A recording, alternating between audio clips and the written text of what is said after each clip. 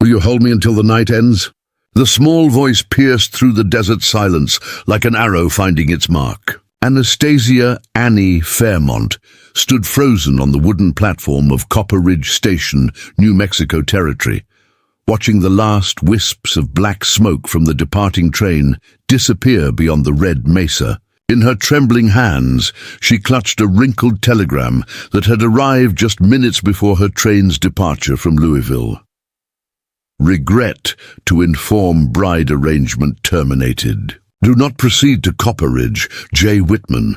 But she had proceeded anyway, spending her last $17 on the final leg of the journey, clinging to the desperate hope that the telegram was some terrible mistake. Now, as the October sun blazed mercilessly overhead and the platform emptied of its few passengers, Annie realized her mistake had been trusting in promises made by strangers across 2,000 miles of unforgiving country.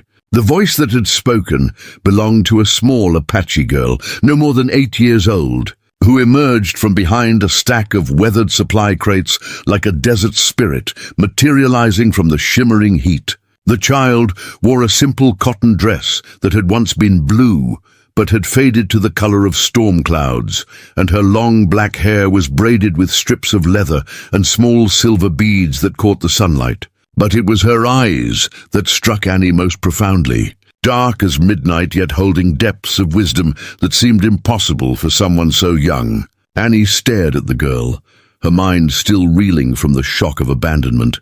"I'm sorry, what did you say?"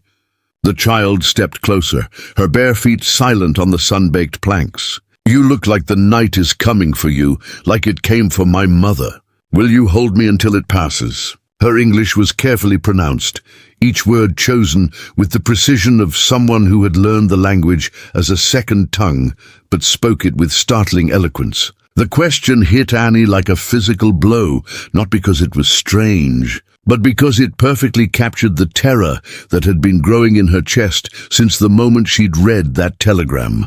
The night was coming indeed, a darkness made not of evening shadows, but of destitution, of being utterly alone in a hostile land with no money, no prospects, and no way home.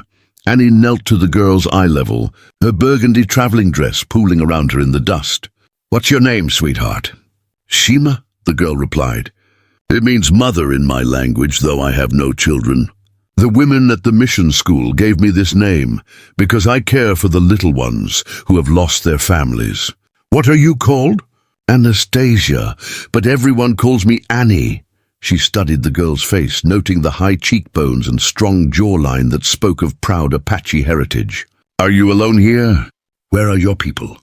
Shima's expression grew complicated, shadows passing across her young features like clouds over the desert.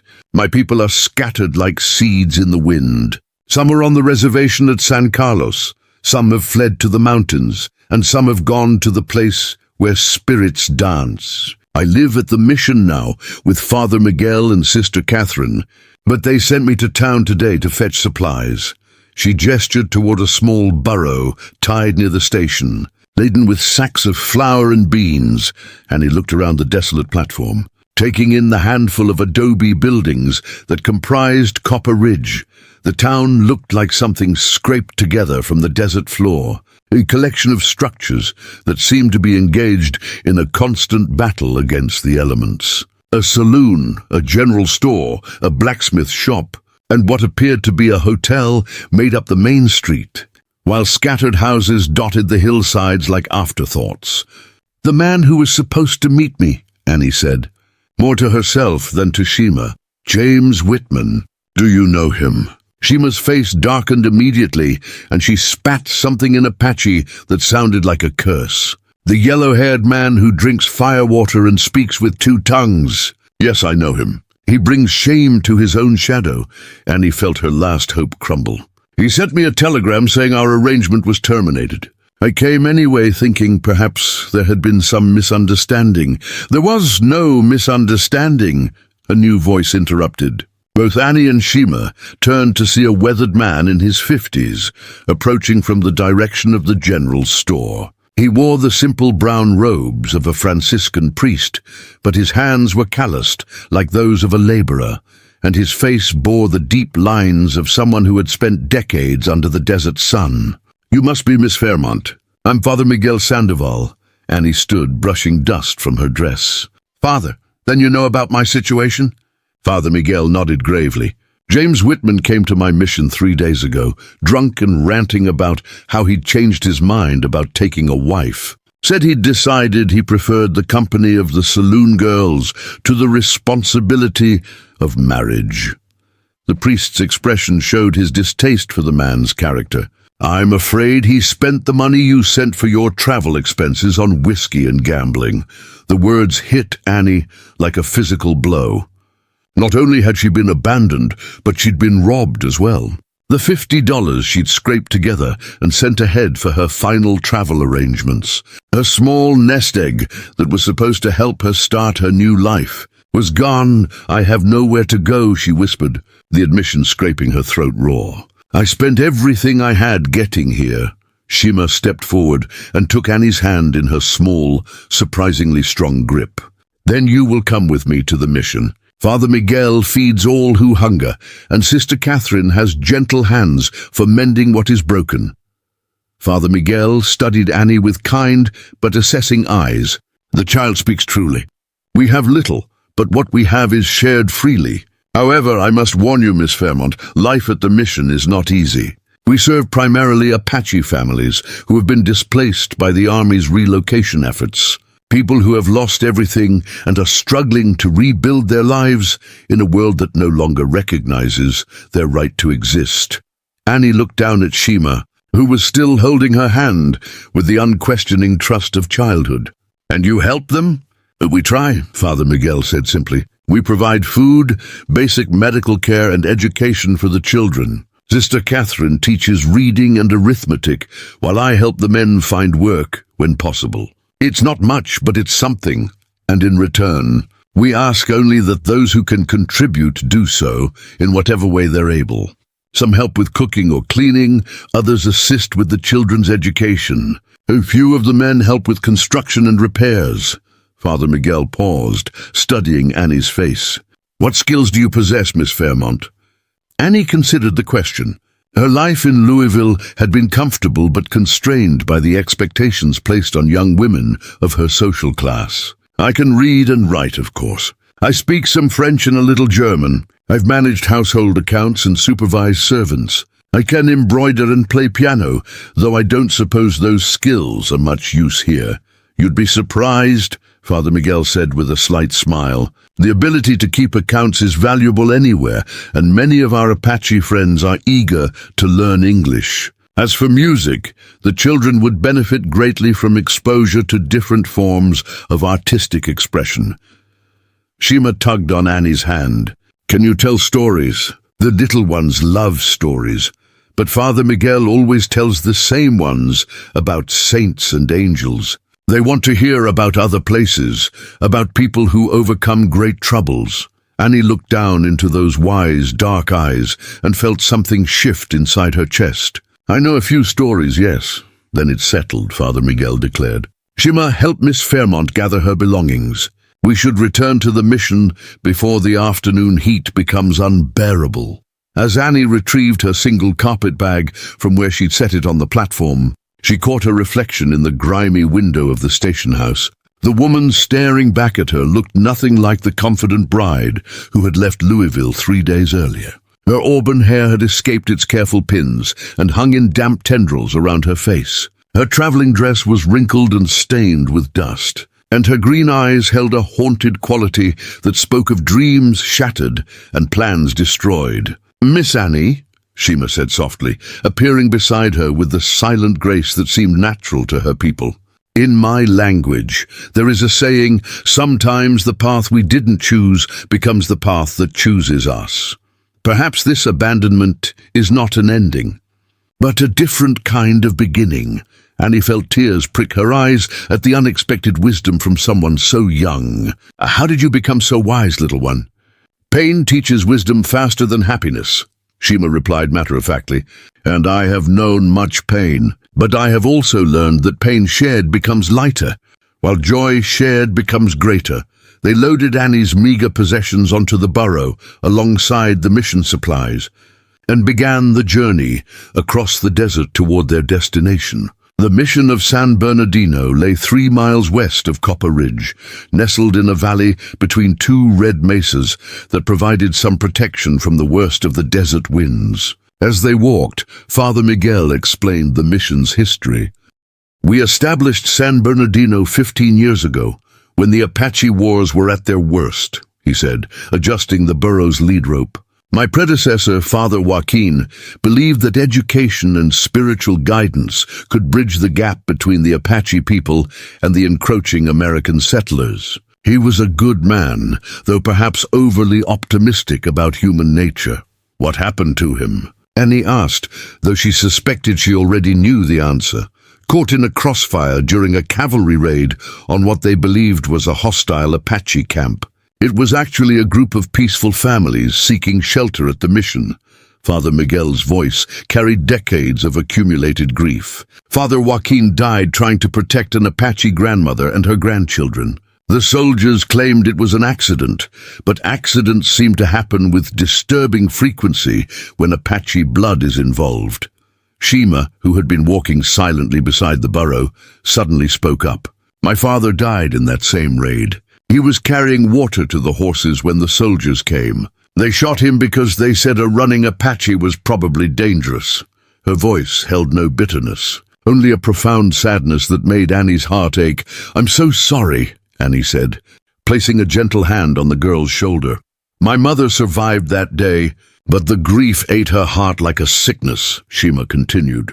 "She lasted 2 winters before she went to join my father in the place beyond the sunset. Sister Catherine found me trying to wake her, up on a morning when the frost made the world look like it was covered in tears." Annie felt overwhelmed by the casual way this child spoke of losses that would have destroyed many adults. "How do you bear it? How do you keep going?" Shima looked up at her with those ancient eyes. "Because someone must. Because the little ones at the mission need someone to braid their hair and tell them stories and hold them when the nightmares come. Because Sister Catherine says that love doesn't die when people do. It just finds new places to grow." They walked in contemplative silence for a while. The only sounds, the soft plodding of the burro's hooves and the whisper of wind through the sagebrush. The desert around them was harsh but beautiful, painted in shades of red and gold and purple that no artist could fully capture. Annie found herself thinking about the life she'd left behind in Louisville, the comfortable but confining existence that had driven her to answer James Whitman's advertisement for a bride in the first place.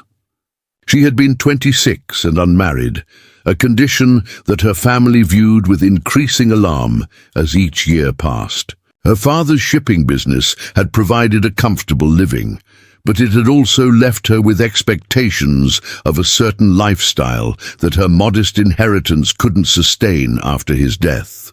Her mother had remarried within a year, choosing a man who made it clear that Annie's continued presence in the household was both inconvenient and unwelcome. The mail-order bride arrangement had seemed like a practical solution, a way to secure her future while escaping the suffocating disappointment of her family's expectations. But now, walking across this alien landscape with a traumatized Apache child and a priest who tended society's forgotten outcasts, Annie wondered if she'd been running toward something better or simply running away from everything familiar. The distinction seemed important, though she wasn't sure why. "Tell me about the other children at the mission," she said, partly to distract herself from her circling thoughts, and partly because she genuinely wanted to know what she was walking into. "There are 12 of them currently," Father Miguel replied, "ages ranging from 4 to 16. Some are full Apache, others are mixed blood who don't fit comfortably in either world. A few are Mexican children whose parents died of disease or violence. All of them have experienced losses that no child should have to endure, and they all live at the mission." We provide shelter, food, education, and as much stability as we can offer. Sister Catherine is remarkable with the younger ones, while I try to prepare the older boys for the practical realities they'll face as men in this changing territory. It's not perfect, but it's better than the alternatives available to them, Shima added. The army wants all Apache children sent to the boarding schools back east, where they cut off their hair and beat them for speaking our language. They say it's to kill the Indian and save the man, but mostly it just kills the spirit. She said this with the matter-of-fact delivery that Annie was beginning to recognize as characteristic of someone who had learned to speak painful truths without flinching. As they crested a small ridge, the mission came into view below them. San Bernardino was larger than Annie had expected, a complex of adobe buildings arranged around a central courtyard. The main chapel dominated one side, its bell tower rising toward the cloudless sky, while dormitories, classrooms, and workshop buildings formed the other three sides of the square. Gardens had been carved out of the desert, irrigated by what must have been a Herculean effort to channel water from the distant mountains. Children's voices carried on the wind, speaking a mixture of Apache, Spanish, and English that created a musical babel of communication. "It's beautiful," Annie said, and meant it.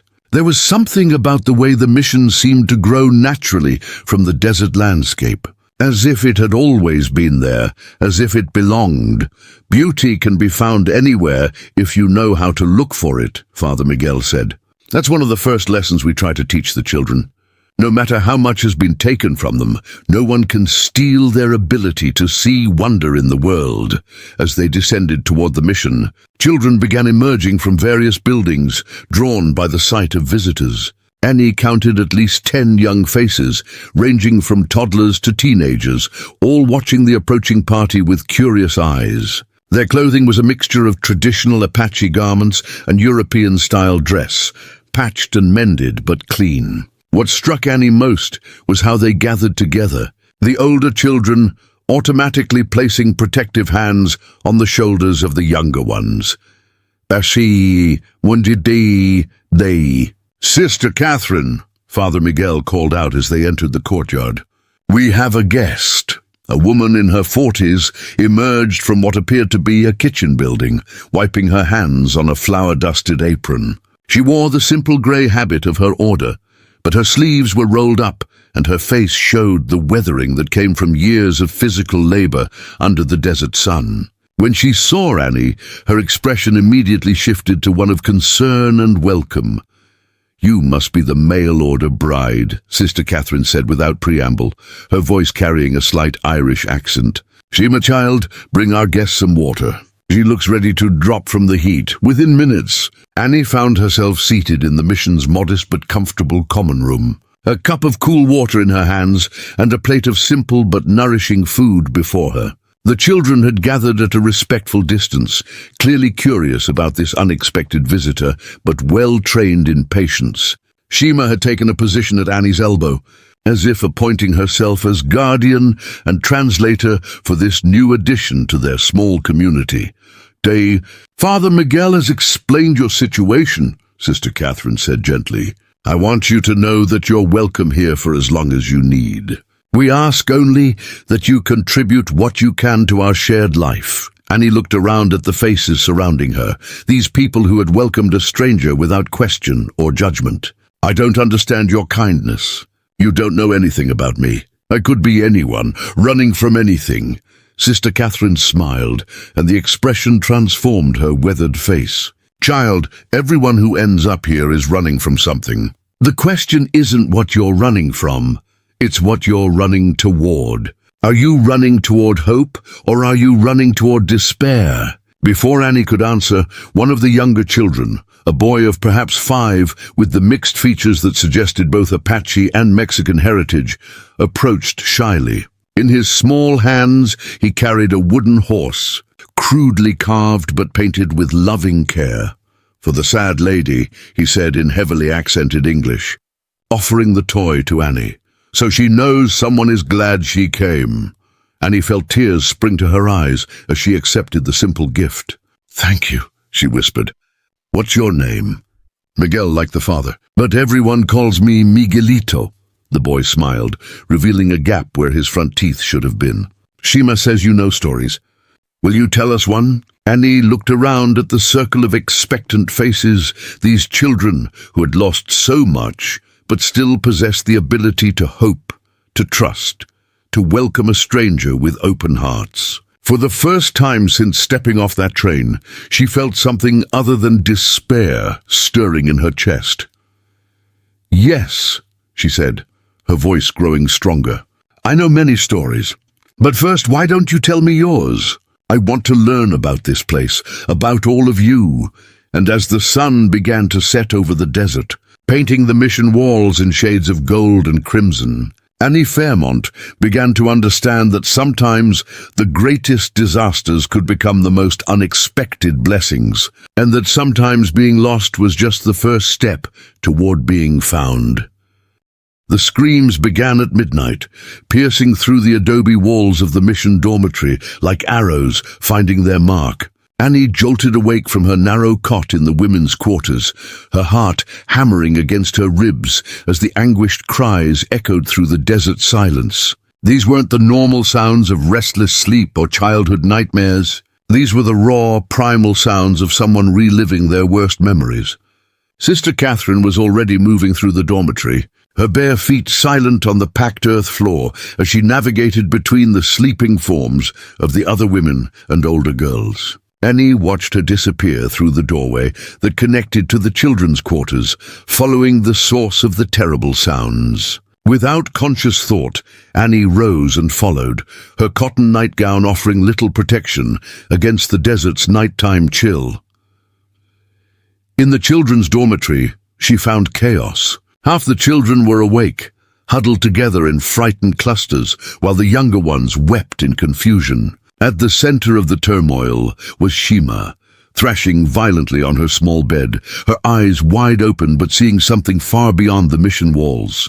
Words poured from her lips in rapid Apache, punctuated by English phrases that painted horrific pictures of violence and loss. "The soldiers! They're coming through the smoke!" Shima cried out, her voice hoarse with terror. "Mama, run to the rocks. Papa, your chest is bleeding red like sunset. Why won't you answer me? Why won't anyone answer me?" Sister Catherine knelt beside the girl's bed, speaking in low, soothing tones, while carefully avoiding any sudden movements that might worsen the episode. "Shima, child, you're safe. You're at San Bernardino. The soldiers can't reach you here." But Shima's nightmare held her fast, and she continued to relive that terrible day when the cavalry had destroyed her family's camp. Annie watched in helpless horror as this wise, composed child transformed into someone broken by memories too large for her small frame to contain. The other children pressed closer, reaching out tentative hands to touch Shima's arms and legs, offering what comfort they could. "Does this happen often?" Annie whispered to Sister Catherine. "2 or 3 times a week," the nun replied, never taking her eyes off Shima. "Sometimes more frequently when the moon is dark or when strangers arrive. Changes disturb the fragile peace these children have built around their trauma." Annie felt a stab of guilt. My arrival triggered this? Perhaps, or perhaps it would have happened anyway. The mind follows patterns we don't always understand. Sister Catherine began humming a gentle melody, something that sounded like a lullaby mixed with a prayer. Gradually, Shima's thrashing began to subside, though tears continued to stream down her face. As the episode finally ended and Shima collapsed into exhausted sleep, Sister Catherine turned to address the other children who were still awake and frightened. She moved among them with practiced efficiency, offering quiet words of reassurance and helping settle the youngest ones back into their beds. Annie remained frozen near the doorway, overwhelmed by witnessing such raw pain. "Miss Annie," a small voice called out. She turned to see Miguelito, the 5-year-old who had given her the wooden horse, standing beside his bed with tears in his dark eyes. "Is Shima going to die like my mama did? She makes the same sounds Mama made before the angels took her away." Annie's heart clenched at the question. She approached the boy's bed and knelt beside it, searching for words that might comfort without lying. No, sweetheart. Shima is just remembering sad things that happened before she came here. Sometimes when we remember very sad things, our bodies think they're happening again, but they're not happening again. No, they're not. Shima is safe here with all of us. And so are you. Annie brushed a tear from the boy's cheek. Would it help if I stayed nearby until you fall asleep? Miguelito nodded eagerly, and Annie settled into a chair between his bed and the bed of another young child who was also struggling to return to sleep. As she sat in the darkness, listening to the gradual settling of the dormitory, she became aware that Sister Catherine had taken a similar position near Shima's bed, keeping a protective vigil that spoke of long practice with such nights. Sister, Annie said softly, how do you bear it? Watching children suffer like this? Sister Catherine's voice came through the darkness, weighted with years of accumulated grief and stubborn hope. Because bearing witness to their pain is the least we can do. These children have survived things that would destroy most adults, yet they continue to find ways to laugh, to play, to care for each other. If they can carry such burdens with grace, surely we can find the strength to help them carry them. Annie considered this as she watched Shima's sleeping form, noting how even in slumber the girl's small hands remained clenched into fists. What will happen to them when they grow up? What kind of future can they have in a world that sees them as problems to be solved, rather than people to be valued? That's the question that keeps me awake most nights, Sister Catherine admitted. The older boys face particular challenges. Society expects them to choose between their Apache heritage and American citizenship, as if a person can simply cut away half their soul and continue living whole. Through the small window near Shima's bed, Annie could see the first pale hints of dawn beginning to touch the eastern horizon. Soon the mission would wake to another day of routines, designed to provide stability and purpose for these displaced children. But Annie was beginning to understand that beneath the surface of daily life lay a complex web of trauma, resilience, and cultural conflict that no amount of good intentions could easily resolve. As the sun climbed higher and the dormitory began to stir with the natural rhythms of waking, Shima finally opened her eyes. For a moment, confusion clouded her features as she tried to reconcile the peaceful morning with the horrors that had filled her sleep. Then she saw Annie sitting nearby and her expression cleared. "You stayed," she said simply. "I promised I would." Shima sat up slowly, her movements careful, as if testing whether her body belonged to her again. "I dreamed of the burning time. When the soldiers came and took everything that mattered." She paused, studying Annie's face. "You have sadness in your eyes too. Do you also dream of burning?" Annie felt exposed by the child's perceptive question. "Sometimes I dream of the day I learned my father's business was failing, that everything I thought I knew about my future was built on nothing more substantial than hope." "Burning comes in different forms," Shima observed with her characteristic wisdom. "But the pain feels the same, whether the fire is made of flames or made of broken promises." Sister Catherine approached with a basin of cool water and a cloth. "How do you feel, child?" "Like I've been walking in two worlds at once," Shima replied, accepting the cloth to wipe her tear-stained face. "But I'm here now. I'm present now." She looked at the other children who were beginning their morning routines. "Did I frighten them badly?" "They understand," Sister Catherine said gently. "We all carry scars here. Yours simply speak louder in the darkness than most." As the dormitory emptied and the children moved toward the common room for breakfast, Shima lingered beside her bed, carefully folding the simple blanket that had covered her during the night's ordeal. Annie noticed that her movements were precise, almost ritualistic, as if the act of restoring order to her small space helped restore order to her internal world. "Shima," Annie said carefully, "would it help to talk about what you saw in your dream?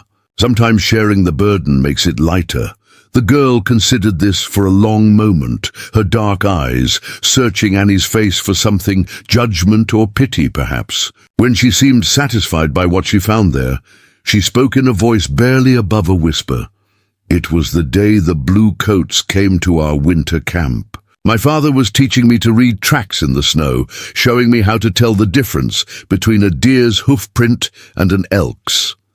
Mama was inside our wickiup, grinding acorns for the evening meal. Everything was peaceful, normal, safe. Shima paused, her hands tightening around the folded blanket. Then the horses came, so many horses that the ground shook beneath our feet.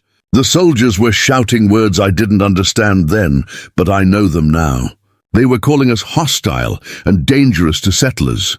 But we were just a family trying to survive the winter in a place where our grandfathers had lived for countless generations.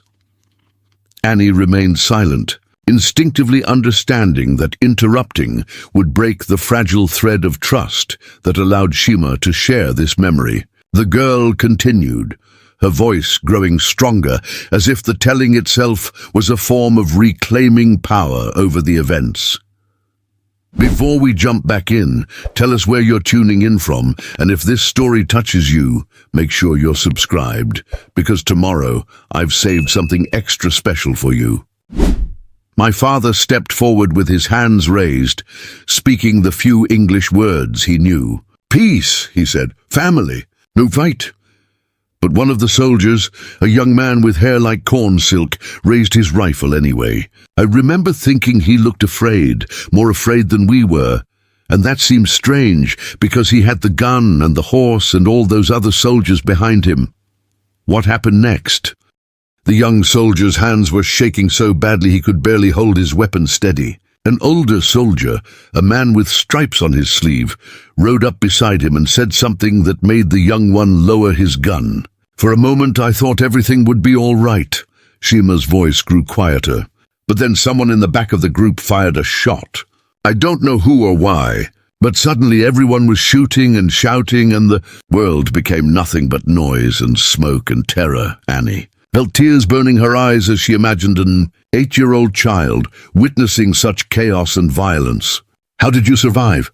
My father threw himself over me, covering me with his body as the bullets flew. I could feel his blood soaking through my dress, warm and sticky and smelling like metal. Mama ran toward us, screaming my name, but a horse knocked her down and she hit her head on a rock. Shima's voice became mechanical, as if distance was the only way she could complete the story. When the shooting stopped, I was the only one in our family still breathing. The simple statement hung in the air between them like a physical weight. Annie struggled to find words adequate to such devastating loss. But Shima continued before she could speak. The soldiers gathered up the survivors, mostly women and children, and marched us toward the reservation. But I slipped away during the first night, hid in a juniper grove, until they gave up looking for me. I wandered for days, eating pine nuts and drinking from streams, until Father Miguel found me half frozen and brought me here. How long ago was this? 2 winters passed. I was 6 when my world ended and began again. Shima looked directly at Annie, her dark eyes holding depths of pain and strength that seemed impossible in someone so young. That's why I asked if you would hold me until the night ends. Because sometimes the darkness comes back, and it helps to know that someone will stay awake and keep watch while you fight the shadows. Annie reached out and took the girl's small hand in hers, feeling the calluses that spoke of hard work and the slight tremor that revealed ongoing trauma. "I will stay awake and keep watch," she promised solemnly, "as long as you need me to." For the first time since arriving at the mission, Shima smiled genuinely. "Good, because I think your shadows need watching too. And 2 people keeping vigil is stronger than 1 person fighting alone." As they made their way toward the common room, where the smell of breakfast and the sound of children's voices promised a return to normal routine, Annie found herself thinking about the strange alchemy that transforms strangers into family. She had come to the mission as a refugee from her own disappointments, but Shima's trust was beginning to transform her from someone seeking shelter into someone capable of providing it. The common room buzzed with the controlled chaos of children preparing for their daily lessons. Father Miguel stood near the fireplace, distributing assignments and settling minor disputes with the patient efficiency of long practice. When he saw Annie and Shima enter together, relief flickered across his weathered features. "How are you feeling this morning, little one?" he asked Shima, switching easily from English to Apache and back again as he included her in the day's planning. "Better," she replied simply. "Miss Annie helped keep the shadows away." Father Miguel nodded, as if this was both natural and significant. "Miss Fairmont," he said, turning to Annie, "I wondered if you might be interested in observing our morning lessons today. Sister Catherine handles reading and arithmetic with the younger children, while I work with the older students on practical skills and basic theology. We could use another perspective on how to better serve our students' educational needs." Annie welcomed the opportunity to focus on something constructive rather than dwelling on the night's revelations. "I'd be honored to help in whatever way I can." What she discovered over the following hours was a remarkable experiment in cross-cultural education. Sister Catherine seamlessly wove Apache oral traditions into her literacy lessons, using traditional stories as vehicles for teaching reading skills, while simultaneously preserving cultural knowledge that might otherwise be lost. Meanwhile, Father Miguel's work with the older students focused heavily on practical skills, preparing them for survival in an economy that offered few opportunities for Apache youth. But it was during the midday break that Annie witnessed something that would stay with her for years to come. The children had gathered in the courtyard for their meal, and as always, they arranged themselves in complex social patterns that reflected their various backgrounds and experiences. The full Apache children tended to cluster together, speaking their native language and maintaining traditions that connected them to their displaced families.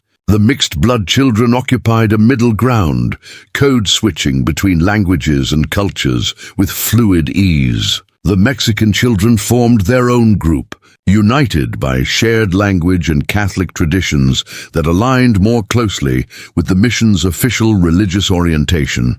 What struck Annie was how naturally these children navigated multiple worlds simultaneously, how they had learned to be Apache and American and Mexican and Christian and traditional all at the same time, without seeing these identities as mutually exclusive. Watching them, she began to understand that her own crisis of identity, her feeling of being caught between her old life and whatever came next, was perhaps not unique, but part of a larger human experience of adaptation and survival. "They're remarkable, aren't they?"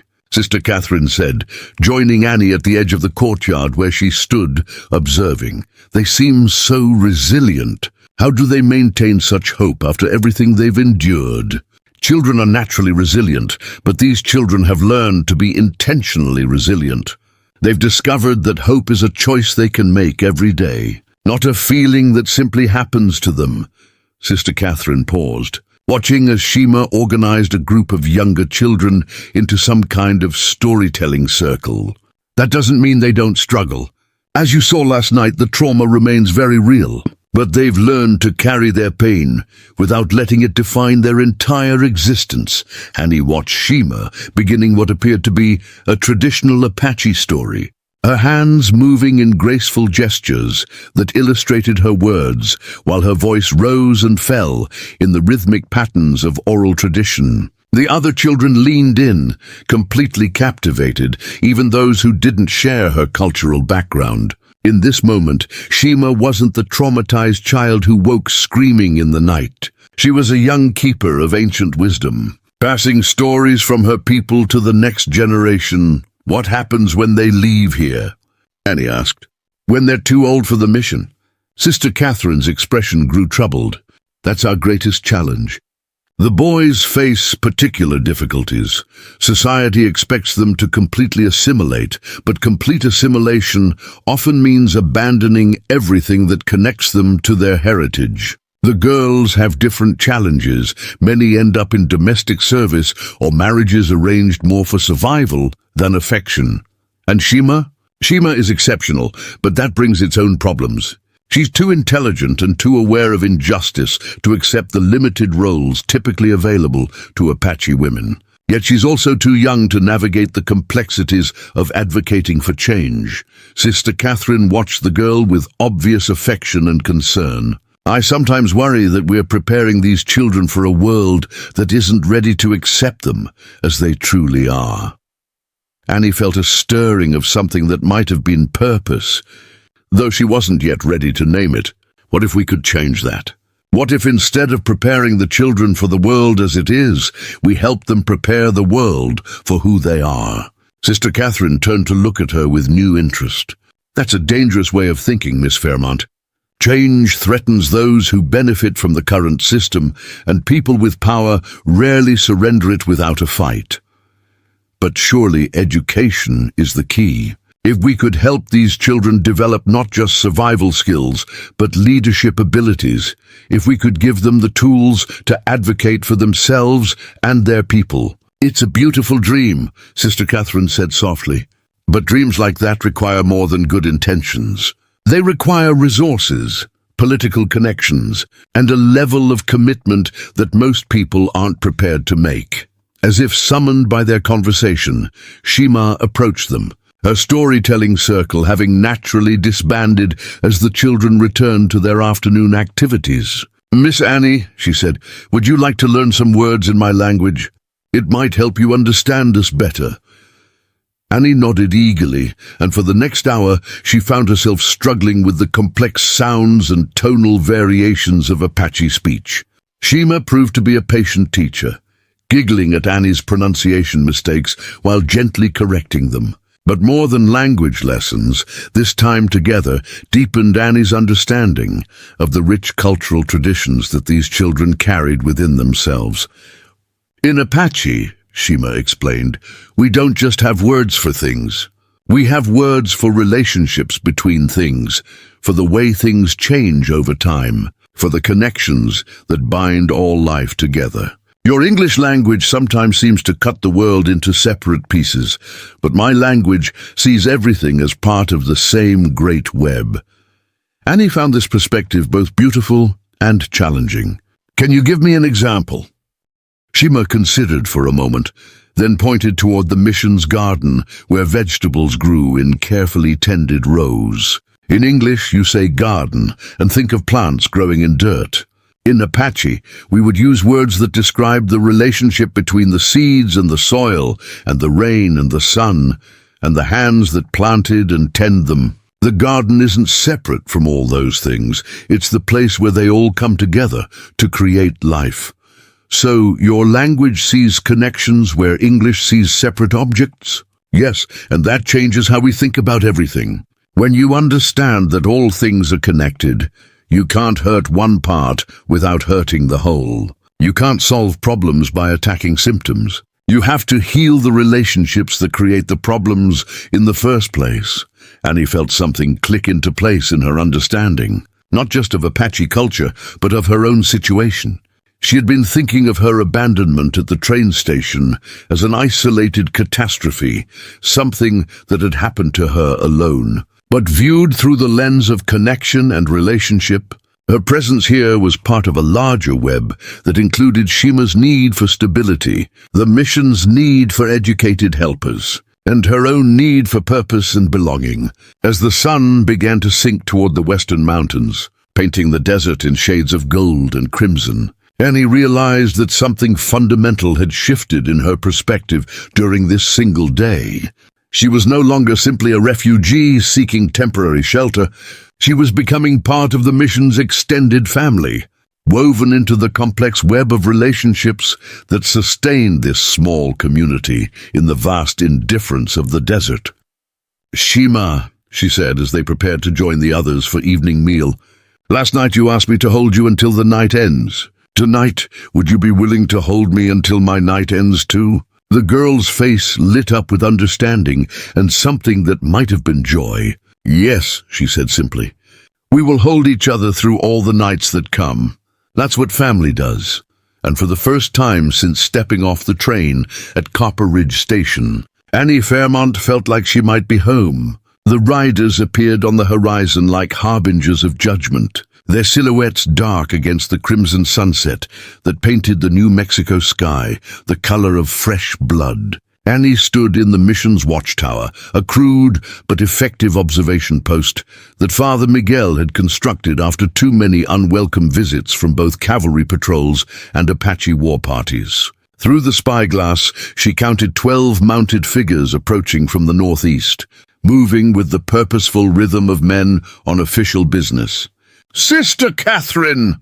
Annie called down to the courtyard below, her voice tight with worry. "We have visitors coming in fast. They're wearing blue." The nun's reaction was immediate and telling. She began speaking rapidly in Spanish to the older children, who scattered like startled birds, disappearing into predetermined hiding places that spoke of long practice with such emergencies. Within moments, the mission courtyard had transformed from a bustling community space into something that resembled a simple religious outpost with only a handful of occupants.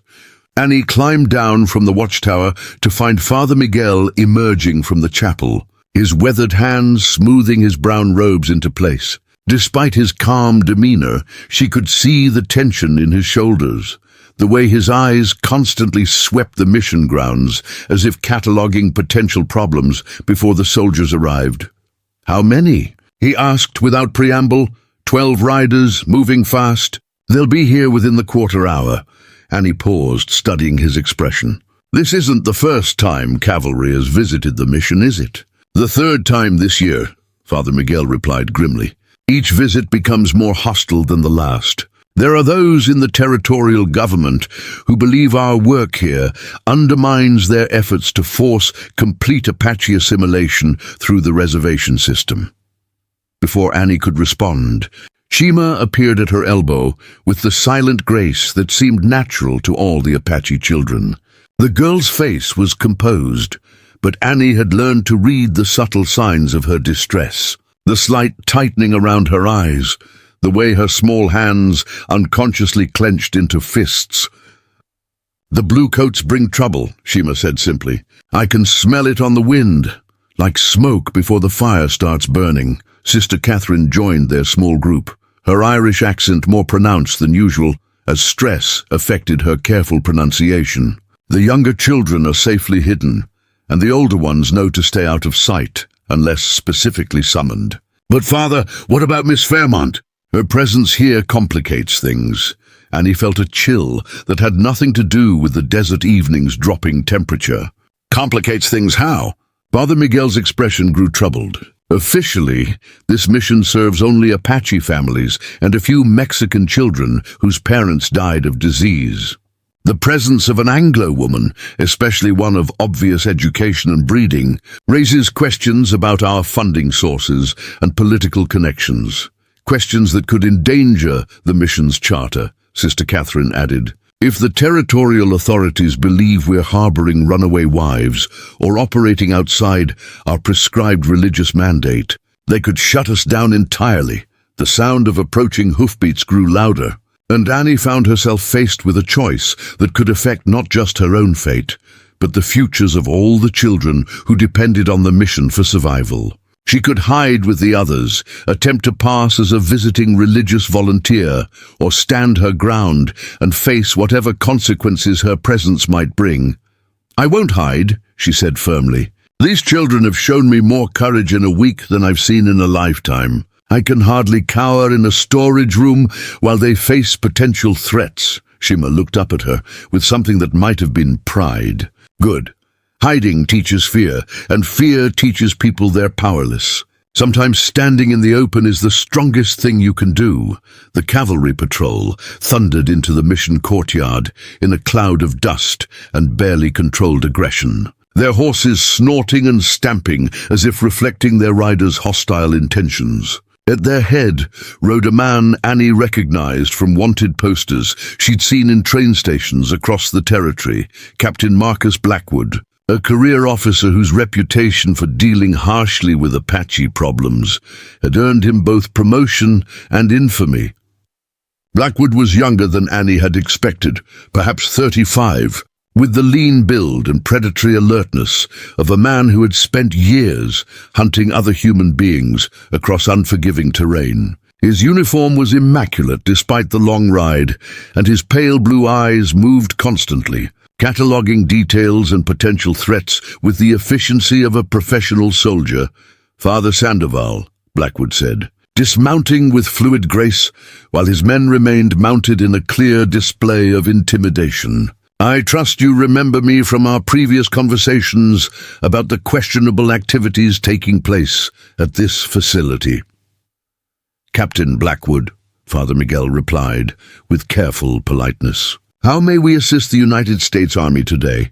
Blackwood's gaze swept the courtyard, taking in the carefully neutral scene before settling on Annie with uncomfortable intensity. "And who might this be? I don't recall seeing any Anglo women during my previous visits." Annie stepped forward before Father Miguel could respond, instinctively understanding that any attempt to speak for her would only reinforce Blackwood's suspicions about the mission's activities. "I'm Anastasia Fairmont, Captain. I arrived recently to assist with educational services for the children." "Educational services," Blackwood repeated, his tone suggesting the concept amused him. "And what qualifications do you possess for educating Apache children, Miss Fairmont?" "I'm a certified teacher with experience in mathematics, literature, and practical skills instruction," Annie replied, keeping her voice steady despite the captain's obvious hostility.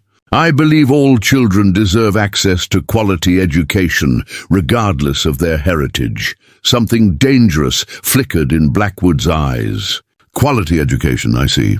And tell me, Miss Fairmont, does this quality education include instruction in Apache language and customs? Because I've received reports that this mission actively encourages children to maintain their savage traditions rather than embracing civilized American values." The accusation hung in the air like a challenge, and Danny realized she was walking into a carefully laid trap. Any admission that the mission preserved Apache culture could be used as evidence against Father Miguel's charter, but denying it would be both dishonest and disloyal to children who had shared their traditions with her. "Captain," she said carefully, "I believe that understanding a child's background and experiences helps create more effective educational outcomes. We focus primarily on English literacy, mathematics, and practical skills that will serve them well in American society." Blackwood studied her response with the attention of someone parsing legal documents for loopholes. "Practical skills such as—" Before Annie could respond, one of Blackwood's sergeants rode closer to the group, his weathered face grim with recent discovery. "Captain, we found fresh horse tracks leading away from the mission toward the hills. Unshod ponies moving fast.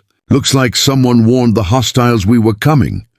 The accusation was clear, and Annie saw Father Miguel's face pale as the implications sank in. If the cavalry believed the mission was actively communicating with Apache bands who had refused reservation life, the consequences could be catastrophic. "Sergeant Morrison," Blackwood said, his voice carrying the satisfaction of a hunter who had cornered his prey, "please search the mission buildings for any evidence of unauthorized communication with hostile Apache forces. Pay particular attention to any letters, documents, or supplies that might indicate collaboration with enemies of the United States." "Captain," Father Miguel protested, "this is a house of God. We serve only peaceful families seeking to build new lives within American society. We have no contact with any hostile groups." Blackwood's smile was cold as winter wind. "Then you won't object to a thorough search of your facilities. Unless, of course, you have something to hide." As the soldiers began systematically searching the mission buildings, Annie found herself thinking about the children hidden throughout the complex. Some were concealed in root cellars and storage rooms, while others had likely fled to predetermined hiding spots in the surrounding desert. But what would happen if the soldiers found them? And what stories would emerge under interrogation from children who had learned to be deeply suspicious of men in blue uniforms? Shima remained visible beside Annie, apparently having made the same calculation about the wisdom of standing in the open rather than hiding. The girl's composure was remarkable, but Annie could see the way her small body trembled with suppressed fear and rage. This child had already lost one family to cavalry violence, and now faced the possibility of losing the only home she had left.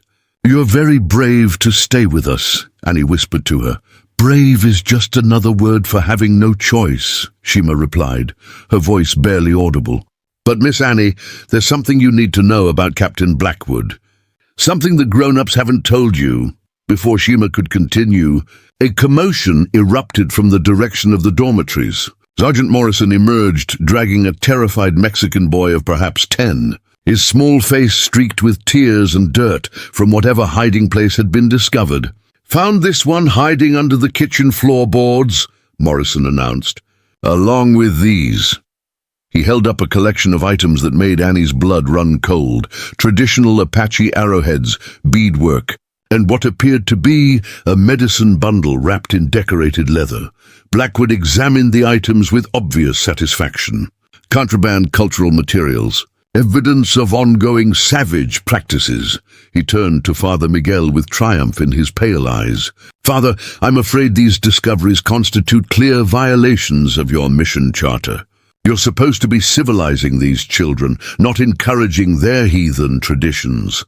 Those items belong to the children," Sister Catherine said, stepping forward with her own form of quiet courage. "They're personal possessions, memories of families and traditions that harm no one. Harm no one." Blackwood's voice rose dangerously. "Sister, these savage customs are precisely what we're trying to eliminate. Every arrowhead, every piece of heathen beadwork, every barbarous ritual represents a failure to properly assimilate these children into Christian civilization." Annie watched this exchange with growing horror, beginning to understand the true scope of the cultural destruction being carried out in the name of progress and civilization. These weren't just political policies. They were systematic attempts to erase entire peoples by destroying the connections between generations. "Captain Blackwood," she said, stepping forward despite the risk, "surely children have a right to maintain some connection to their families' memories. These items aren't weapons or tools of rebellion. They're simply reminders of people they loved." Blackwood turned his attention back to her with renewed intensity. "Miss Fairmont, your naive sentimentality is exactly the kind of misguided thinking that prolongs the Indian problem. These children cannot become productive American citizens while clinging to savage customs and barbarous loyalties. And who decides which customs are savage and which are civilized?" Annie asked, her temper finally beginning to override her caution. "Who has the right to determine that a child's memories of their murdered parents are somehow dangerous to society?" The words hung in the air like a thrown gauntlet, and Annie realized she had crossed a line from which there might be no return. Blackwood's face darkened with anger, and she could see him calculating the political advantages of making an example of someone who challenged his authority. But before the captain could respond, Shima stepped forward and began speaking in rapid Apache, her young voice carrying tones that seemed far older than her years. The words flowed like music, rising and falling in patterns that suggested formal oratory rather than casual conversation. Annie couldn't understand the language, but she could feel the power in it, the weight of generations of wisdom and pain. "What is that child saying?" Blackwood demanded, his composure cracking as Shima's speech continued. Father Miguel's face had gone very pale. "She's reciting a prophecy, Captain. An old Apache prophecy about the blood moon and the coming of great changes. Make her stop immediately, or I'll have her arrested for inciting rebellion." But Shima continued speaking, her voice growing stronger as other Apache children began emerging from their hiding places, drawn by something in her words that called to their deepest cultural memories. They formed a circle around her, some joining their voices to hers in harmonies that transformed individual words into something approaching song. Annie found herself transfixed by the scene, these traumatized children claiming their heritage in the face of armed opposition, their small acts of cultural preservation becoming moments of profound resistance. She didn't understand the words, but she understood the courage required to maintain identity under such hostile circumstances. "Sergeant Morrison!" Blackwood barked. "Arrest that child for disturbing the peace and inciting cultural rebellion." As the sergeant moved toward Shima, Annie made a decision that would change everything. She stepped between the soldier and the girl, her body serving as a physical barrier, even as her mind recoiled from the potential consequences. "You'll have to arrest me first, Captain. These children are under my educational supervision, and I won't allow them to be punished for expressing their cultural heritage."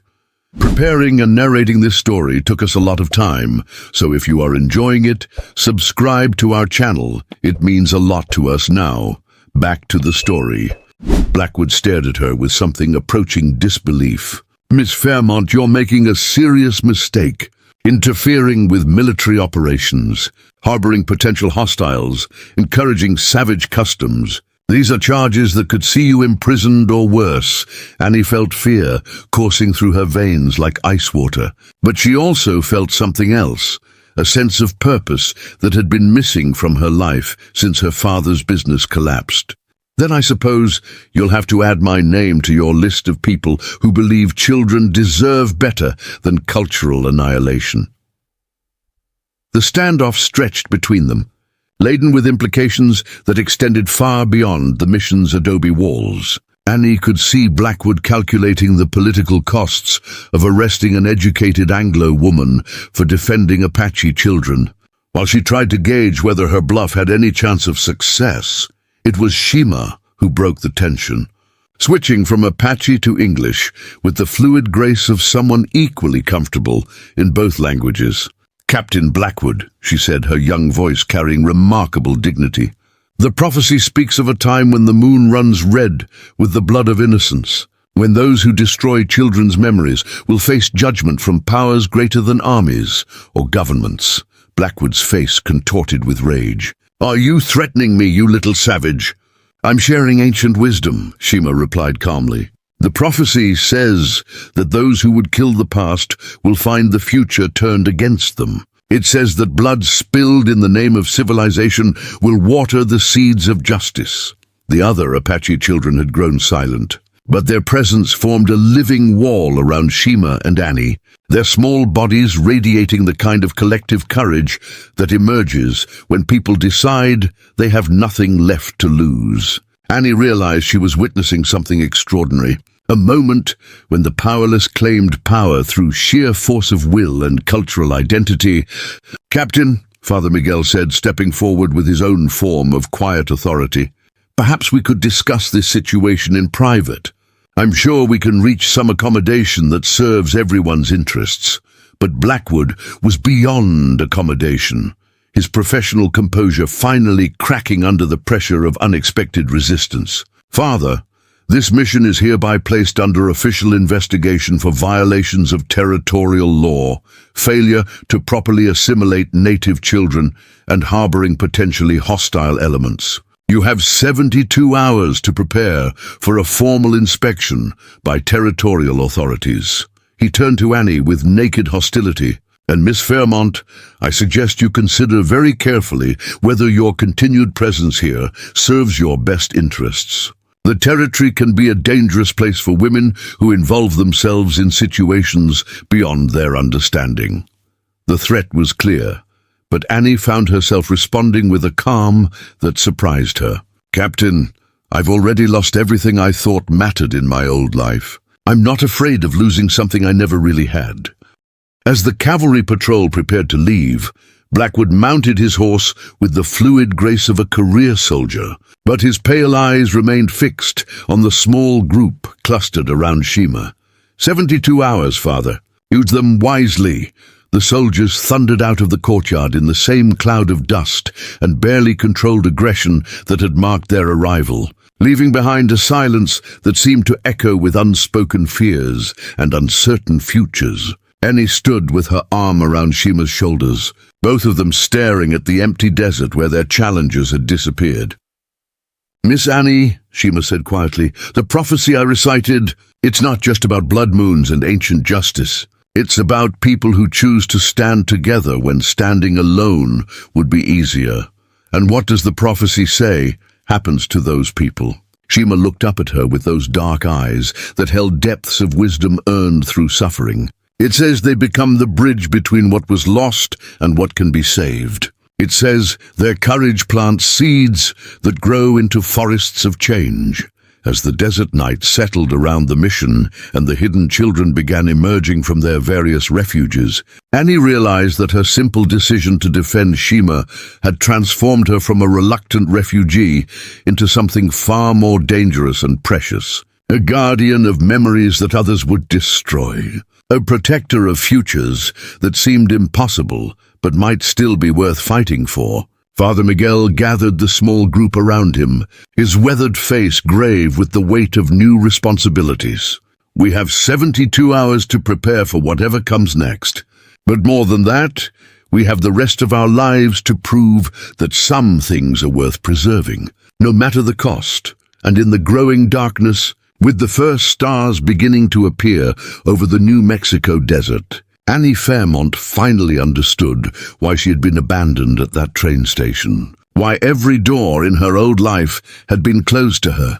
She had been prepared, through loss and disappointment, for this moment when she would have to choose between safety and justice, between hiding and standing in the light. The blood moon prophecy had begun, and there would be no turning back. The knock came at exactly midnight, 3 soft taps followed by 2 harder ones, a coded signal that made Father Miguel's weathered hands tremble as he unbarred the mission's heavy wooden door. In the doorway stood a figure Annie barely recognized as human, a mescalero Apache woman whose clothes hung in tatters and whose dark eyes burned with the fever of someone who had pushed far beyond the limits of human endurance. "Sanctuary," the woman gasped in heavily accented English, before collapsing into Father Miguel's arms. Behind her, barely visible in the desert darkness, 3 small shadows detached themselves from the night. Children so thin and exhausted they seemed more spirit than flesh. Annie rushed forward to help support the unconscious woman, while Sister Catherine appeared with blankets and water. Their midnight preparations a testament to how many such arrivals the mission had secretly harbored over the years. But as they carried the woman into the warmth of the common room, Annie noticed something that made her blood run cold. Fresh bullet wounds in the woman's shoulder and thigh, still seeping blood through makeshift bandages. "She's been shot," Annie said, her voice tight with shock. "These are recent wounds, within the last day or 2. Father Miguel's expression grew grim as he examined the injuries. "Cavalry rounds from the look of them. She's run at least 50 miles with these wounds, probably carrying the smallest child much of the way." He looked up at Sister Catherine with urgent concern. "We need to get Doc Morrison immediately, but quietly. If anyone sees him coming here at this hour, it will raise questions we can't afford to answer."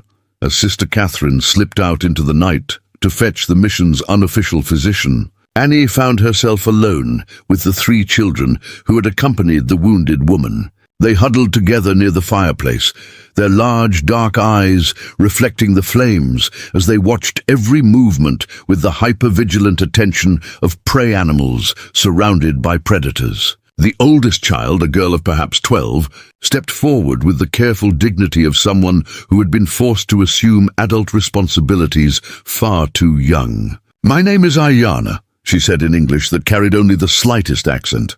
"This is my brother Naalnish and our cousin Desba. The woman who brought us is our aunt. Shash, we have traveled from the Bosque Redondo reservation." Annie felt her heart sink at the mention of Bosque Redondo, the notorious internment camp where thousands of Apache and Navajo families had been forcibly relocated under conditions that could only be described as genocidal. Stories of the suffering there had reached even the comfortable parlors of Louisville, though Annie had never imagined she would meet survivors of that particular hell. "How did you escape?" she asked gently. Ayana's young face hardened with memories that no child should carry. There was sickness in the camp, the spotted fever that kills children first. The agency doctor said there was no medicine for Apache children, only for white families. When Desba began burning with fever, Aunt Shash decided we would die free rather than die in that place of tears.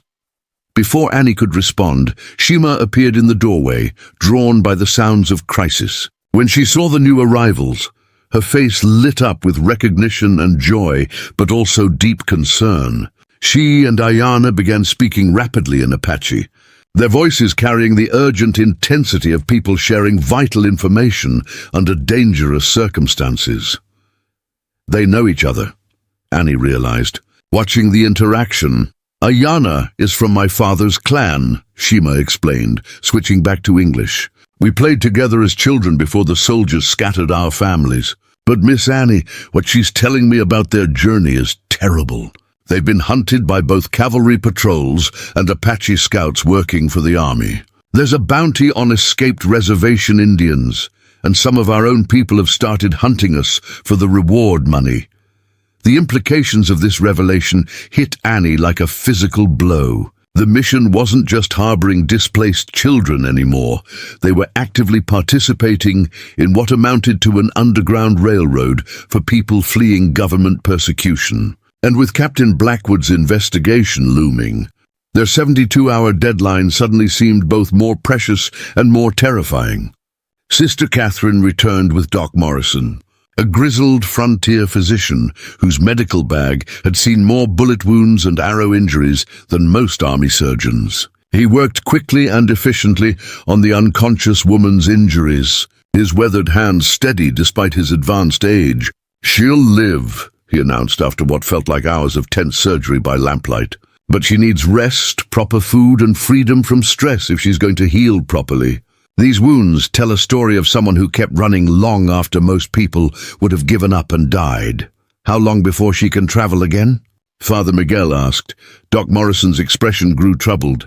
"Father, this woman shouldn't be traveling anywhere for at least a month, maybe longer. But I suspect that's not what you want to hear, given the circumstances."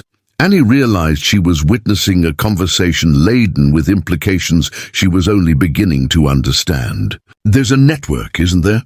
A system for moving Apache families to safety. Father Miguel met her eyes with a level gaze that acknowledged the trust he was placing in her. There are people throughout the territory who believe that forced imprisonment of entire populations is contrary to both American values and Christian principles. Some of us have chosen to act on those beliefs. Where do they go? The families you help escape? North, mostly. There are communities in Colorado and Utah where mixed families can disappear into mining towns or farming settlements. Some make it as far as Canada, where the government's policies toward native peoples are marginally more humane. Sister Catherine paused in her care of the wounded woman. "It's dangerous work, Annie. People have died helping Apache families reach freedom." Annie thought about her comfortable life in Louisville, the social functions and charitable societies that had seemed so important just weeks ago. None of those activities had required her to risk imprisonment or death. None had demanded the kind of moral courage she was witnessing in this remote desert mission. "I want to help," she said simply. Doc Morrison looked up from packing his medical supplies. "Miss, you don't understand what you're offering. This isn't charity work or teaching Sunday school. If the army catches you helping Apache families escape, they'll charge you with treason, aiding enemies of the United States, sedition. You could spend the rest of your life in prison, assuming they don't decide to make an example of you in more permanent ways." "Then I guess I better not get caught," Annie replied, surprised by her own calm certainty. Over the following 2 days, as they waited for the territorial inspection that could destroy everything they had built, Annie threw herself into learning the complex logistics of the underground network that had been operating under her nose since her arrival. She discovered that the mission served as more than just a school and shelter. It was a crucial way station in a carefully coordinated system that stretched from the reservations to safe havens hundreds of miles away. The older Apache children, she learned, served as messengers and scouts, their ability to move invisibly through the desert, making them invaluable for carrying information between network stations. They knew every water source, every hidden canyon, every cavalry patrol route within 100 miles of the mission. Their childhood games of hiding from soldiers had prepared them for deadly serious work of protecting escaped families. "Show me how it works," Annie said to Shima as they prepared the evening meal on the second day after the mysterious arrivals. Shima led her to what appeared to be a simple root cellar behind the mission kitchen. But when she moved aside several sacks of stored grain, Annie saw a carefully concealed tunnel entrance. "This connects to a cave system that runs for miles through the hills," Shima explained. "Families can hide there for weeks if necessary, and there are 3 different exits that come out in places where horses can't follow." Annie stared at the tunnel opening, with new respect for the planning and commitment that had gone into creating this sanctuary. "How long has this been operating?" "Since the first Apache families were forced onto reservations 8 years ago. Father Miguel and Sister Catherine started it. But now there are dozens of people involved. Apache and Mexican and Anglo families who believe children shouldn't die for being born the wrong color." As they emerged from the cellar, Annie found Father Miguel waiting for them, his expression grave with news that made her stomach clench with anxiety. "I've received word from our contacts in Copper Ridge. The territorial inspection team arrived this morning, a full day ahead of schedule. They're led by Judge Harrison Whitmore, a man whose political career depends on demonstrating firm resolve against the Apache problem." Annie felt the name hit her like a physical blow. "Whitmore? Harrison Whitmore? You know him?" Annie's mind raced as pieces of a puzzle she hadn't known existed suddenly clicked into place. "He was my father's business partner in Louisville, the man who bought up our debts when the shipping company failed. He's the reason I had to leave Kentucky, the reason I ended up answering James Whitman's advertisement." Father Miguel stared at her with growing alarm. "Annie, if Whitmore recognizes you, if he connects your presence here to your family's business failures, he could use that information to discredit our entire operation. He could claim we're funded by criminal enterprises or operating as part of some larger conspiracy." The implications rippled through Annie's understanding like stones thrown into still water. Her presence at the mission wasn't just a potential political problem anymore. It was a direct threat to the Underground Railroad that had become her family's lifeline. Every Apache family they had helped, every child they had saved, could be endangered by her connection to a man whose political ambitions required him to demonstrate ruthless efficiency in destroying Apache resistance. "I have to leave," she said quietly. "Before he arrives, before he sees me and makes the connection." "No," Shima said fiercely, grabbing Annie's hand with surprising strength. "Running away is what they want, what they've always wanted. They want us to scatter and hide and disappear so they can pretend we never existed." Sister Catherine joined their group, her weathered face showing the strain of the past few days. "Annie, child, Shima is right. Your presence here has become part of something larger than any of us anticipated. The children trust you, the network depends on you, and walking away now would abandon people who have already risked everything for each other." Before Annie could respond, the sound of approaching horses echoed across the desert, multiple riders moving at the measured pace of an official delegation rather than the hostile urgency of a military patrol. Through the mission's windows, Annie could see dust clouds rising from the main trail. At least 6 riders accompanied by a wagon that likely carried supplies for an extended investigation. "They're here," Father Miguel said unnecessarily. Annie made a decision that surprised her with its clarity and calm certainty. Instead of hiding or preparing to flee, she walked deliberately to the mission's front entrance and threw open the heavy wooden doors. If Harrison Whitmore wanted to destroy her life again, he would have to do it while looking her directly in the eyes. The delegation that rode into the mission courtyard was impressive in its official gravity. Judge Whitmore led the group, his expensive clothes and carefully groomed appearance marking him as a man who wielded power from behind polished desks rather than in dusty frontier confrontations. Behind him rode two territorial marshals, a territorial secretary, whose job was presumably to document any violations they discovered, and two men whose hard faces and watchful eyes suggested they were professional investigators rather than bureaucrats. Whitmore dismounted with the careful dignity of a man conscious of his political image. But when his eyes fell on Annie standing in the mission doorway, his composed facade cracked just enough to reveal genuine shock. "Miss Anastasia Fairmont," he said, his voice carrying undertones of satisfaction and threat. "How extraordinarily unexpected to find you in such remote circumstances." Annie stepped forward, her spine straight and her voice steady despite the fear coursing through her veins. "Judge Whitmore, I could say the same about your presence here, though I suppose destroying lives has become something of a specialty for you." The accusation hung in the desert air like a thrown gauntlet, and Annie could see Whitmore calculating the political advantages of this unexpected encounter. Behind her, she heard Father Miguel's sharp intake of breath, while the Apache children who were supposed to remain hidden began emerging from their various refuges, drawn by some instinct that told them this confrontation would determine their fate. "Miss Fairmont," Whitmore said with the smooth authority of a man accustomed to controlling difficult situations, "I'm surprised to find you associating with individuals whose activities may be contrary to territorial law. Surely a woman of your background and education would prefer to avoid entanglement in questionable enterprises."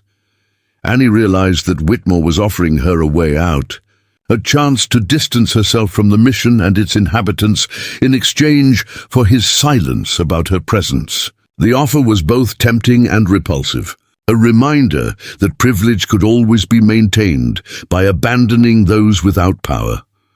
"Judge Whitmore," she said clearly, her voice carrying across the courtyard so that everyone present could hear her response, "I've found that the most questionable enterprises are often those conducted in the name of law and order by men who have forgotten the difference between justice and convenience." Whitmore's expression hardened at her public rejection of his implied offer. "I see. Then perhaps you'll be interested in observing our official investigation of this facility's compliance with territorial regulations regarding the education and welfare of native children." As the investigation team began their systematic examination of the mission buildings, Annie realized she was watching something far more complex than a simple bureaucratic inspection. This was a carefully orchestrated assault on a network that had saved dozens of Apache families, conducted by men whose political careers depended on demonstrating their commitment to policies that most decent people would recognize as systematic persecution. But it was also something else, a test of whether the bonds forged between people of different backgrounds could survive the kind of pressure that governments and institutions used to divide and control populations. And as Annie watched Shima and the other Apache children stand together in the face of official hostility, she understood that some battles were worth fighting even when victory seemed impossible. The Underground Railroad of Souls was about to face its greatest challenge, and everything they had built together hung in the balance of the next few hours. But for the first time since stepping off that train at Copper Ridge Station, Annie Fairmont knew exactly who she was and what she was fighting for. The investigation had begun, and there would be no surrender.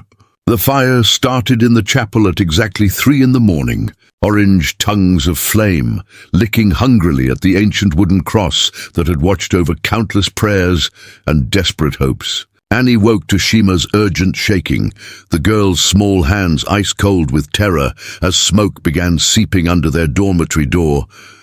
"The whole chapel is burning," Shima gasped, her voice raw from inhaling smoke. "Someone set it on purpose. I saw them running toward the hills with torches in their hands." Annie's mind snapped to immediate clarity as she realized the horrific implications. Judge Whitmore's investigation had uncovered nothing incriminating during their day-long search, but a convenient fire would provide the perfect excuse to declare the mission unsafe and force its permanent closure. More terrifyingly, anyone who died in the flames could be written off as an unfortunate accident rather than murder. The dormitory erupted into controlled chaos as Sister Catherine moved through the smoke-filled corridors, guiding the younger children toward previously planned escape routes, while the older ones helped carry those too small or frightened to move quickly on their own. But Annie could hear something in the distance that made her blood turn to ice water, the sound of horses surrounding the mission complex, cutting off the standard evacuation paths.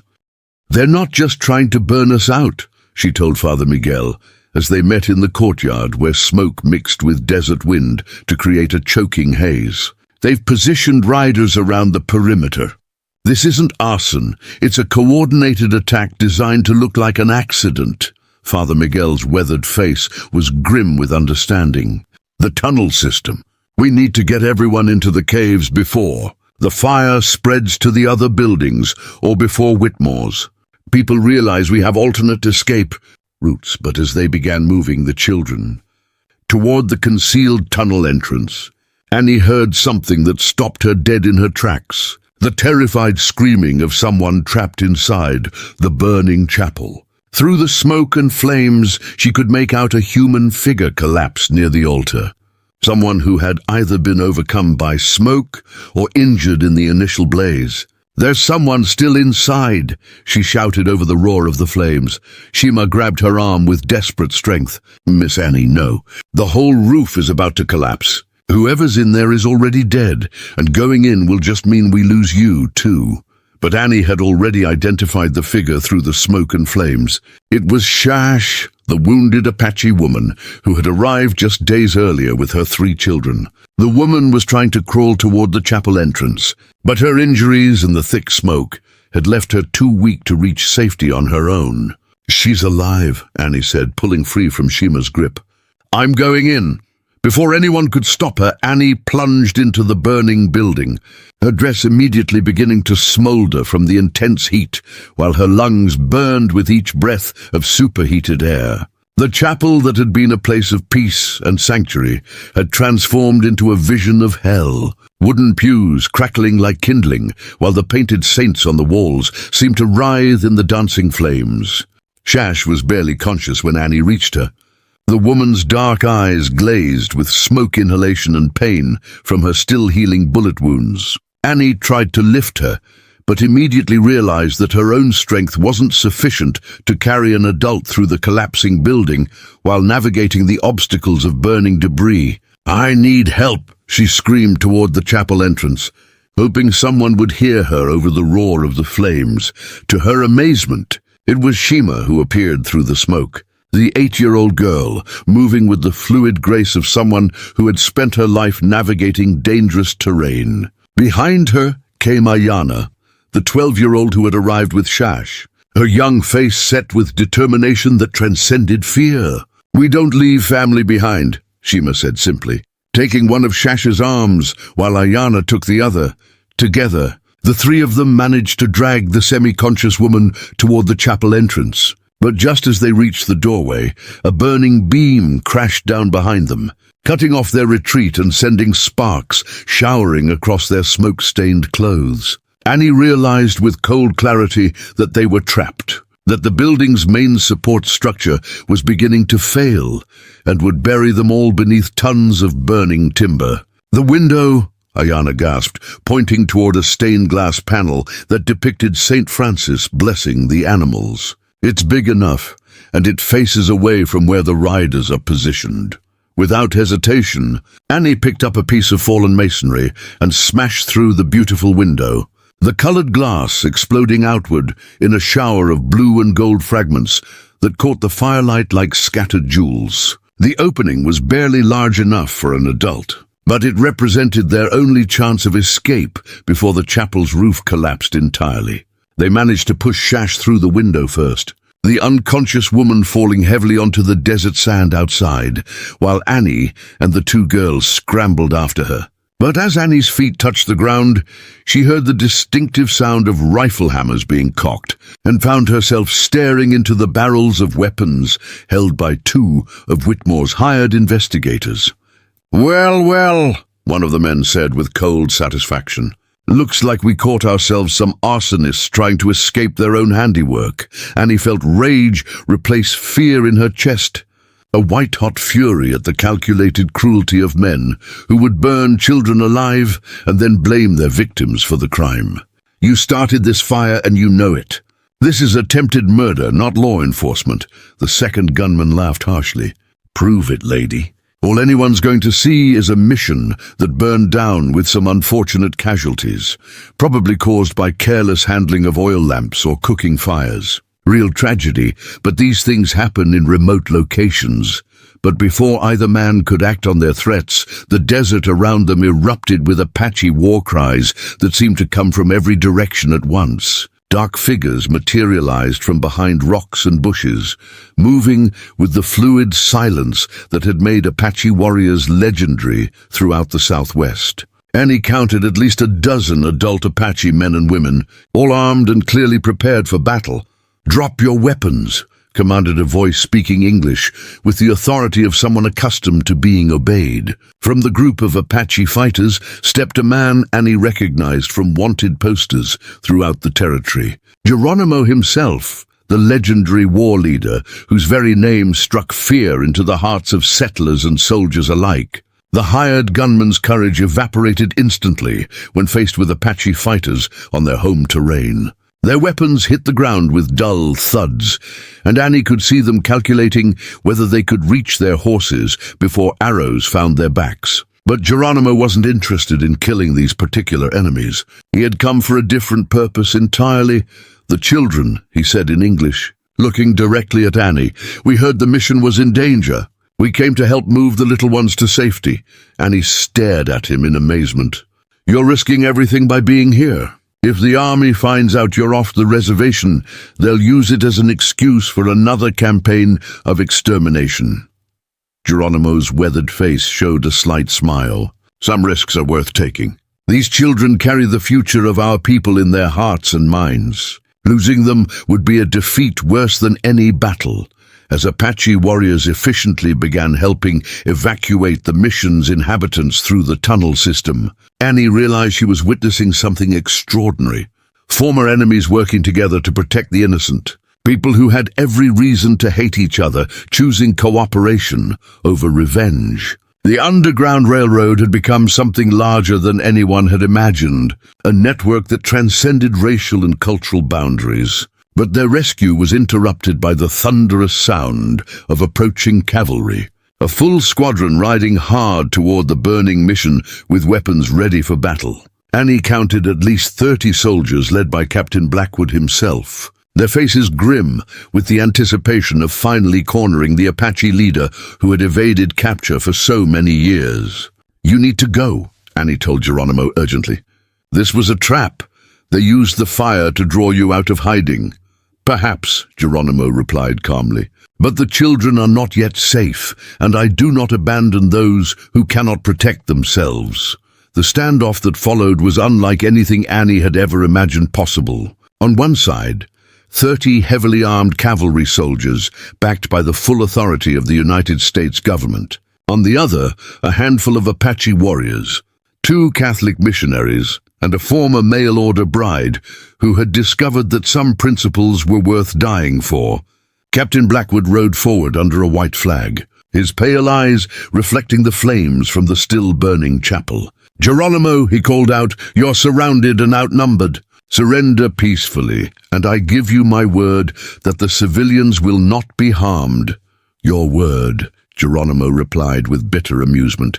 "Like the word given at so many treaties that were broken before the ink dried. Like the word given to families who were promised safety and then murdered in their sleep." Annie stepped forward, placing herself between the 2 groups of armed men, her smoke-stained dress and singed hair making her look like a refugee from hell itself. "Captain Blackwood, Judge Whitmore, this ends now. You've gotten what you wanted. The mission is destroyed. Let the children go." Whitmore, who had remained mounted near the rear of the cavalry formation, rode forward with the confident smile of a man who held all the advantages. "Miss Fairmont, I'm afraid you've severely overestimated your position in these negotiations." You're harboring known fugitives, interfering with official government policy, and aiding enemies of the United States. Your association with these criminals makes you a traitor to your own race, my race." Annie laughed, a sound that held no humor. "Judge Whitmore, if being part of the human race means standing by while children are murdered for the color of their skin, then I gladly renounce any connection to such humanity." The words hung in the desert air like a thrown gauntlet, and Annie could see the moment when Whitmore decided that making an example of her would serve his political ambitions better than any negotiated settlement. His hand moved toward his sidearm with the confident motion of a man who had never faced real consequences for his actions. "Wendell." But before he could draw his weapon, Shima stepped out from behind Annie, her small form seeming to glow with reflected firelight as she began speaking in Apache, her young voice carrying across the desert with the authority of ancient prophecy. The other Apache children joined her, their voices rising in harmonies that transformed individual words into something approaching song. "What are they saying?" Blackwood demanded, his professional composure cracking as the children's chanting continued. "They're singing the song of binding," Geronimo replied, his own voice filled with wonder. "The song that ties souls together so tightly that harming one means harming all. It's been generations since children knew that song well enough to sing it properly." Annie felt something shift in the desert air around them, as if the very landscape was listening to the children's voices and responding to their call for protection. The flames from the burning chapel seemed to dance in rhythm with their chanting, while the stars overhead appeared to pulse with sympathetic light. And in that moment of perfect acoustic harmony, with Apache children singing songs older than memory while a burning mission lit the desert night like a beacon of defiance, Annie Fairmont finally understood what it meant to be part of something larger than herself, something worth preserving at any cost. The fire that had been meant to destroy them had become the flame that bound them together, and nothing would ever be the same. The newspaper arrived 3 weeks later, carried by a dust-covered rider who looked like he had ridden hard from Santa Fe, with news that couldn't wait for the regular mail delivery. Annie read the headline with trembling hands while Shima pressed against her side, both of them sitting on the steps of the mission's newly constructed dormitory. "Territorial judge arrested for corruption and conspiracy," blazed across the front page in letters bold enough to be seen from horseback. Below it, a smaller headline read, "Federal investigation reveals systematic land fraud involving reservation policies." Annie's eyes scanned the article with growing amazement as the full scope of Harrison Whitmore's criminal empire became clear. "What does it say?" Shima asked, her young voice carrying the cautious hope of someone who had learned not to trust good news too quickly. Annie cleared her throat and began reading aloud.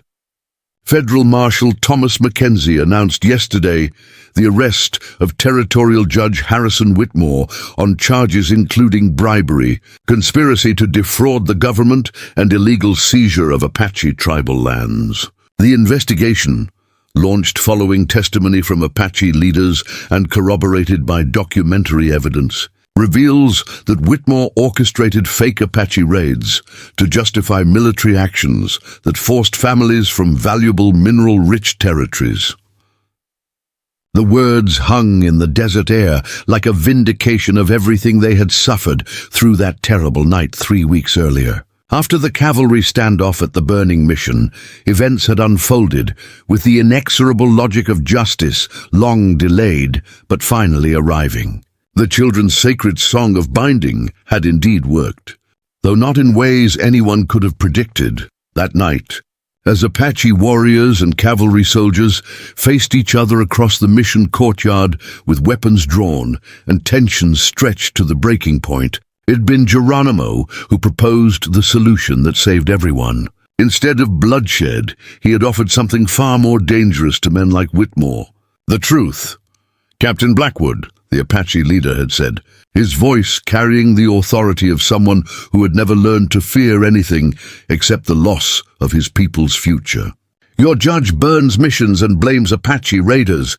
But I have been in these mountains for 6 months with no raids, no attacks, nothing but hunting deer and gathering acorns. Ask yourself who benefits when Apache children die and their families are blamed for violence they did not commit.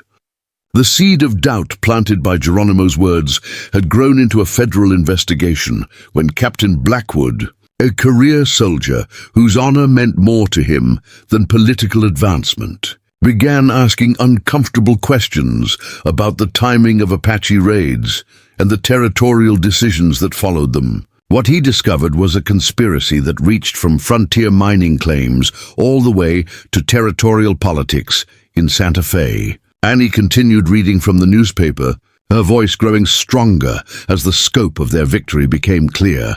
Evidence presented to federal investigators shows that Judge Whitmore worked with mining interests and cattle ranchers to fabricate Apache attacks that justified military actions forcing families from valuable lands. The so-called raids were actually conducted by hired criminals disguised as Apache warriors, a deception that resulted in the deaths of hundreds of innocent people and the illegal seizure of thousands of acres of tribal territory.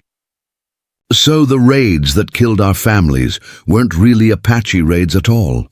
Shima asked, her dark eyes reflecting complex emotions as she processed this information. Some were, but many of the worst ones, including the attack that killed your parents, were false flag operations designed to turn public opinion against your people. Annie set down the newspaper and looked at the girl who had become more precious to her than her own life. Your father died protecting you from criminals wearing Apache clothing, not from real Apache warriors defending their territory. The implications rippled through Annie's understanding like stones dropped in still water. Shima's family had been murdered not by enemy tribes, but by their own government's agents, part of a systematic campaign of terror designed to steal land and resources while blaming the victims for their own destruction. The knowledge was both liberating and heartbreaking, clearing Apache people of crimes they hadn't committed while revealing the true depth of institutional evil they faced.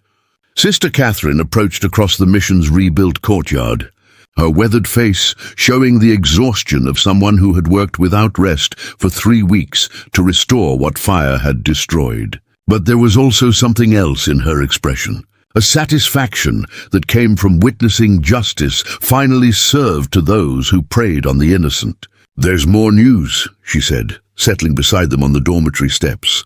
Father Miguel just returned from his meeting with the new territorial administrator.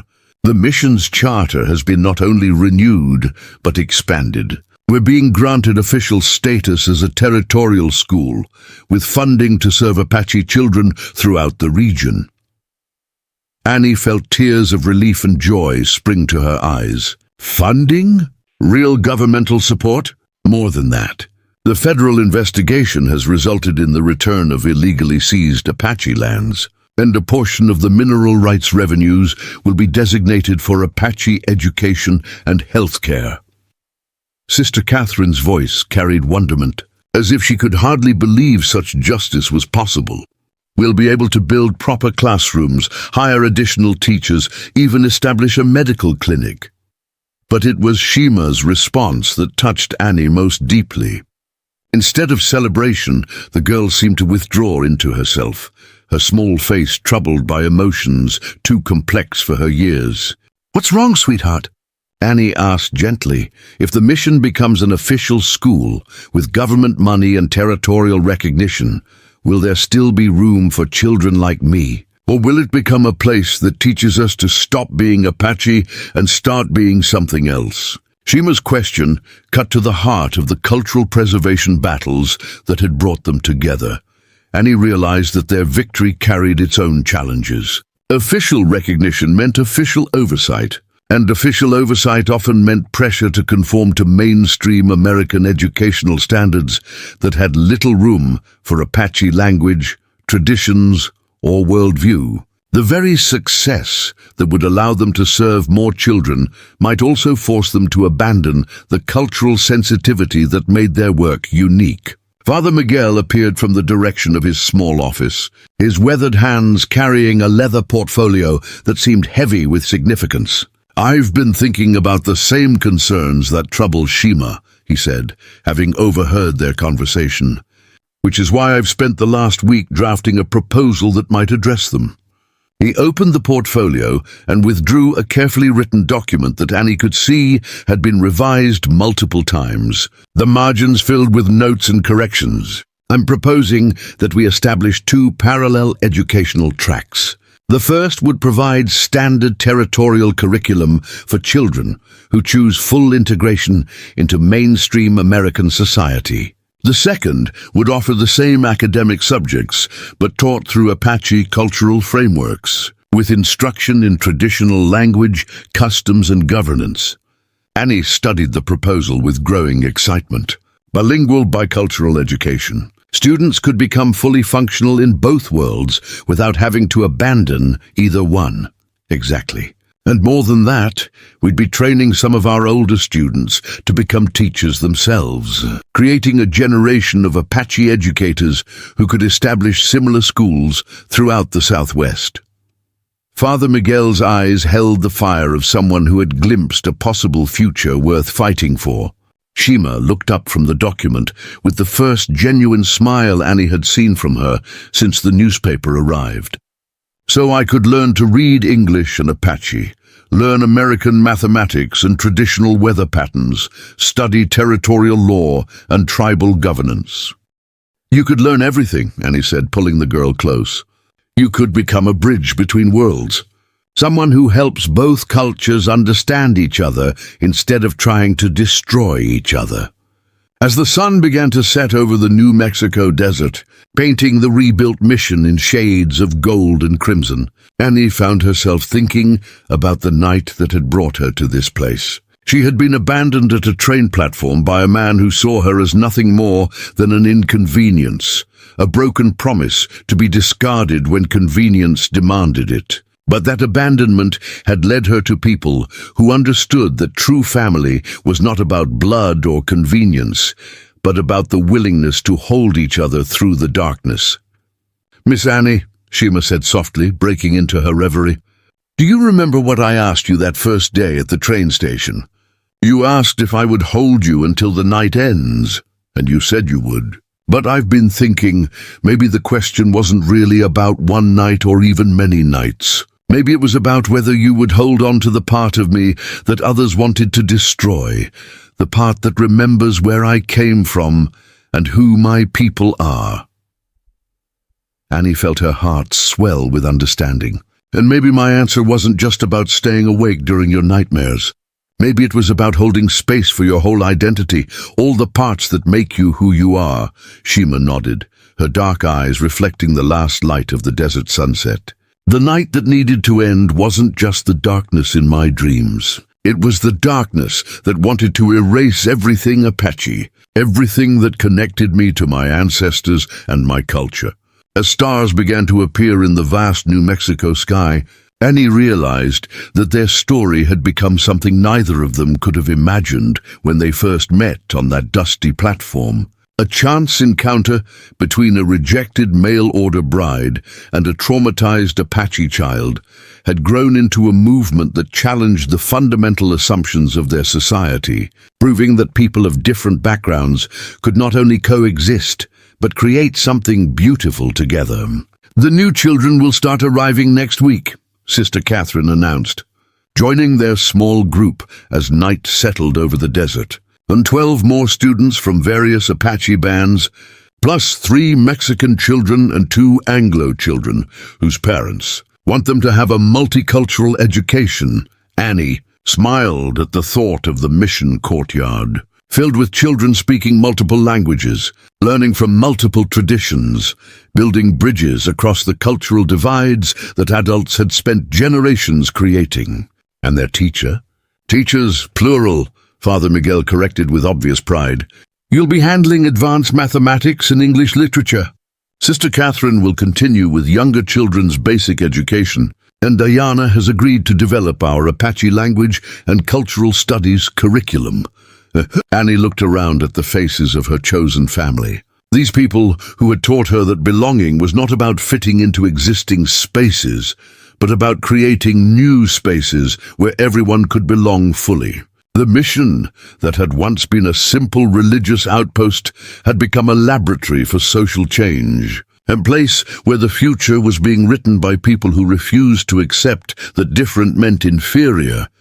"There's something else," Shima said, reaching into her small leather bag and withdrawing an object that made Annie's breath catch in her throat. It was a piece of beadwork, intricate patterns in blue and silver that seemed to capture starlight in their designs. "I made this for you, to thank you for keeping your promise about holding me until the night ends." Annie accepted the gift with hands that trembled slightly, understanding that she was receiving far more than beautiful craftsmanship. She was being given a symbol of cultural survival, a piece of Apache artistry that represented everything their enemies had tried to destroy. "It's beautiful," she whispered. "It tells a story," Shima explained. "The blue represents the sky that connects all people, and the silver represents the stars that guide travelers home. But the pattern in the center that represents the bond between people who choose to be family, even when the world tells them they shouldn't be."